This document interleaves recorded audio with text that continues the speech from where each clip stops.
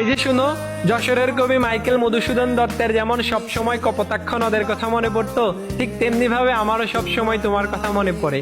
পীর খানজাহান আলী যেমন সাঁকো তৈরি করে ভৈরব নদী পাড়ি দিয়ে যশোরে এসেছিল, ঠিক তেমনি ভাবে আমিও 7 সমুদ্র 13 নদী পাড়ি দিয়ে তোমার কাছে আসতে চাই।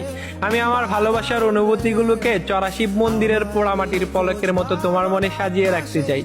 ফুলের রাজধানী হিসেবে গদখালি যেমন বিভিন্ন ফুল দিয়ে ঘেরা, ঠিক তেমনি ভাবে আমিও তোমার লাইফে জীবন সঙ্গিনী হিসেবে হতে চাই সেরা।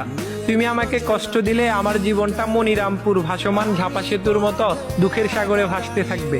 মাইকেল মধুসূদন দত্ত যেমন ইংরাজি ভাষার জন্য ধর্ম আর মাতৃভূমি ছেড়ে গিয়েছিল, ঠিক তেমনি ভাবে আমিও তোমাকে কখনোই ছেড়ে যাব না।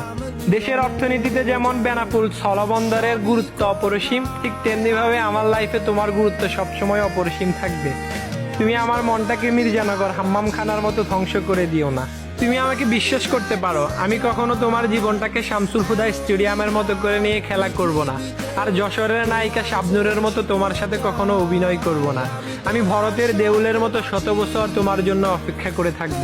আমি আরিফা ইসলাম আখির সুন্দর কণ্ঠে মামা বলে কষ্ট দেওয়ার মতো তোমাকে কখনো কষ্ট দিব না। আমি হয়তো তোমাকে নিয়ে দূরে কোথাও ঘুরতে যেতে পারবো না, কিন্তু মনিহার সিনেমা হলে বসে ভালোবাসার সিনেমা দেখতে পারবো।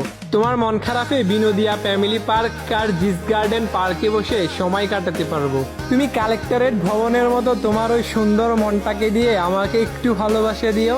আমি জীবনের শেষ দিন পর্যন্ত শুধু এবং শুধুই তোমাকে ভালোবেসে যাব।